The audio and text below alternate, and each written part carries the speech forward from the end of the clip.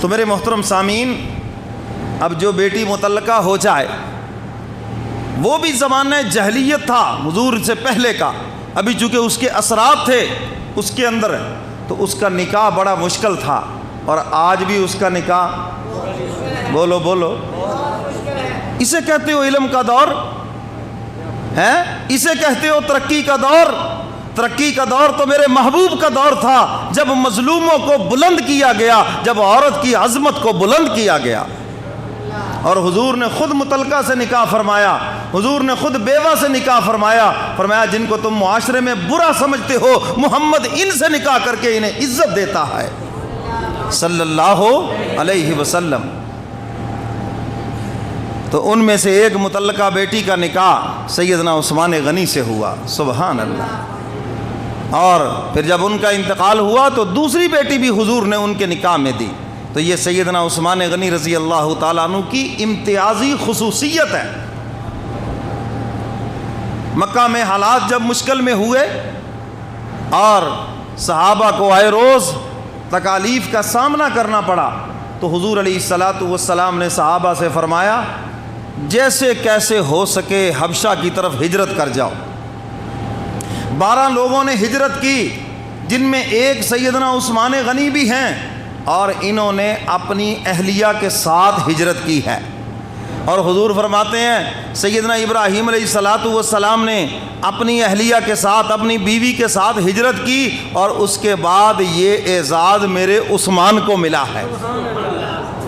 اپنی بیوی کے ساتھ ہجرت کرتے ہیں۔ حضور نے فرمایا حبشہ چلے جاؤ، اس کا حاکم اگرچہ کافر ہے مگر عادل ہے، ظلم کرنے والا نہیں ہے، انصاف کرنے والا ہے۔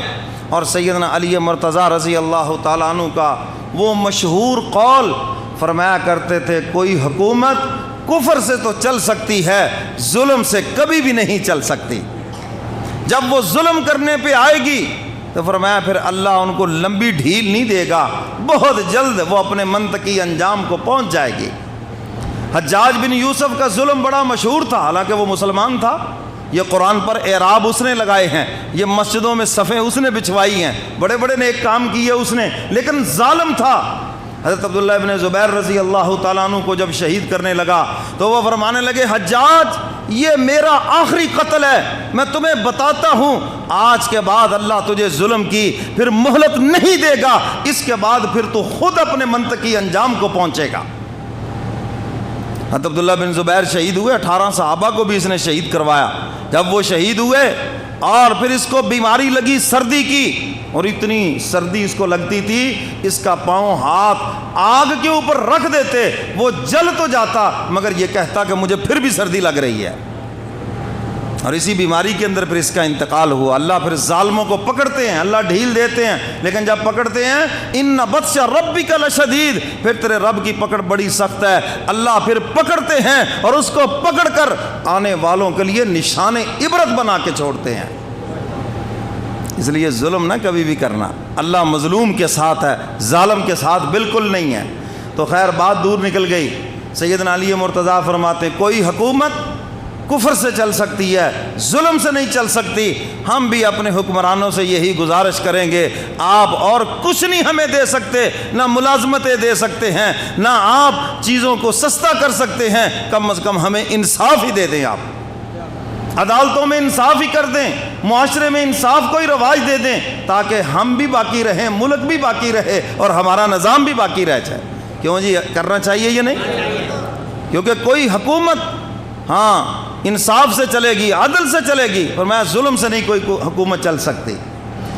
تو سیدنا علی مرتضیٰ رضی اللہ تعالیٰ عنہ کا یہ مشہور قول ہے کہ کوئی حکومت کفر سے تو چل سکتی ہے لیکن ظلم سے نہیں چل سکتی، اور جب عدل و انصاف ہوگا دنیا کی کوئی طاقت انہیں ختم بھی نہیں کر سکتی۔ جب انصاف قائم ہے، انصاف موجود ہے عدالتوں میں، تو دنیا کی کوئی طاقت انہیں ختم نہیں کر سکتی۔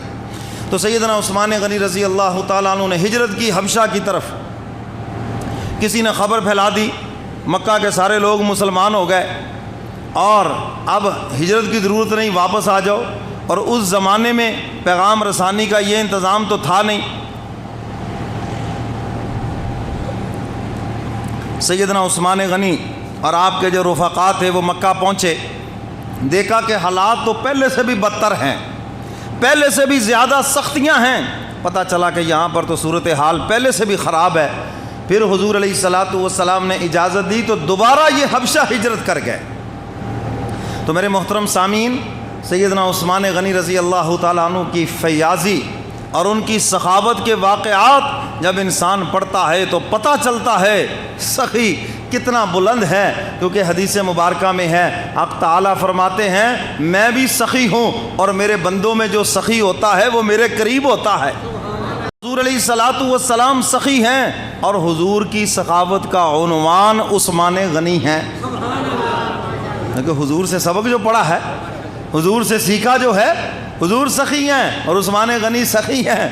ایک دن تشریف لائے، دروازہ کھٹکھٹایا، اماں جان اماں عائشہ صدیقہ رضی اللہ تعالی عنہا نے پردے میں کھڑے ہو کر پوچھا کون من دکل با، کون ہے دروازہ کھٹک؟ میں عثمان ہوں اماں جان، کیسے آنا ہوا؟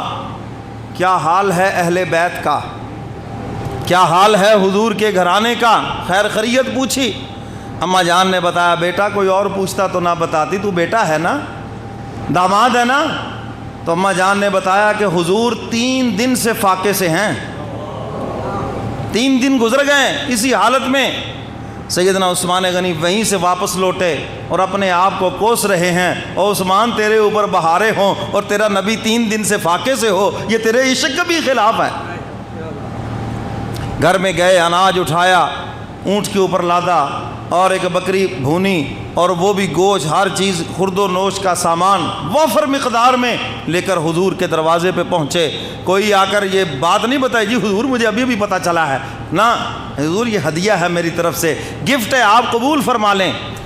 حضور علیہ الصلاۃ والسلام کے گھر میں ساز و سامان پہنچا، میرے محبوب نے کھانے سے پہلے مسجد میں تشریف لے گئے اور 2 رکعت نماز نفل شکرانے کے پڑھے، اور ہاتھ اٹھا کر اماں جان فرماتی میں پردے سے دیکھ رہی ہوں حضور ہاتھ اٹھا کے دعا کر رہے ہیں مولا فرش کے اوپر اپنے عثمان سے میں خوش ہوں، عرش کے اوپر میرے عثمان سے تو خوش ہو جا۔ اس کے بعد آ کر حضور علیہ الصلاۃ والسلام نے کھانا تناول فرمایا۔ تو میرے محترم سامعین، ایک دن حضور علیہ الصلاۃ والسلام کو دعوت کے لیے گھر بلا لیا، حضور تشریف لا رہے ہیں اور یہ پیچھے پیچھے قدم گنتے آ رہے ہیں، 1 2 3 4 5 6۔ حضور نے فرمایا عثمان یہ کیا گنتی ہو رہی ہے، کیا گن رہے ہو؟ عرض کیا اللہ کے محبوب آپ میرے گھر میں جلوہ افروز ہو رہے ہیں اور آپ کے آنے کی اتنی خوشی ہے، آپ جتنے قدم چل کے تشریف لا رہے ہیں آج میں اتنے غلام آزاد کروں گا۔ اللہ اکبر۔